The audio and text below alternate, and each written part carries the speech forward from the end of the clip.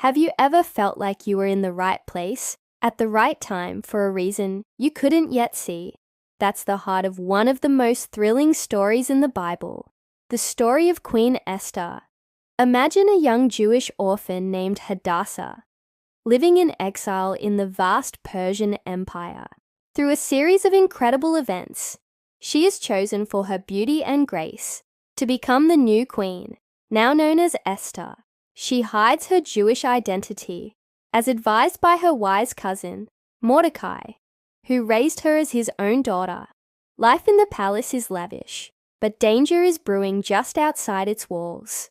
Mordecai, ever loyal, uncovers a plot to assassinate the king and saves his life.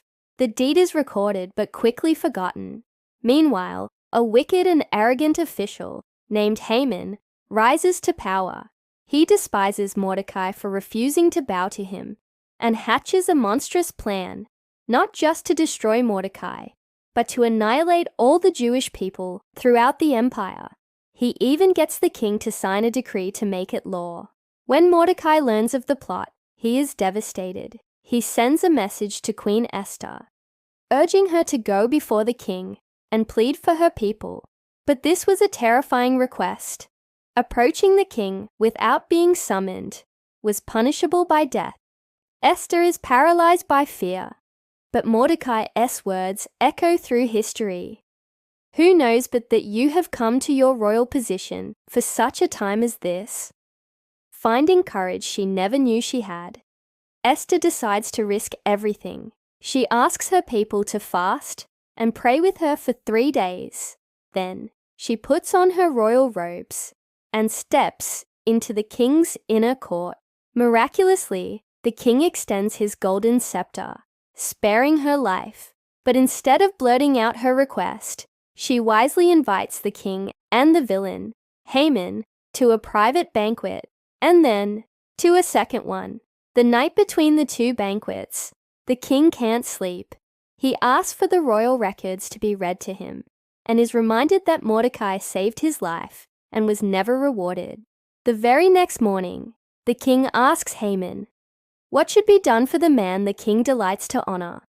Haman, thinking the king means him, describes a lavish public parade. Imagine his shock and humiliation when the king commands him to do all of this for Mordecai. At the second banquet, the king asks Esther what she truly desires.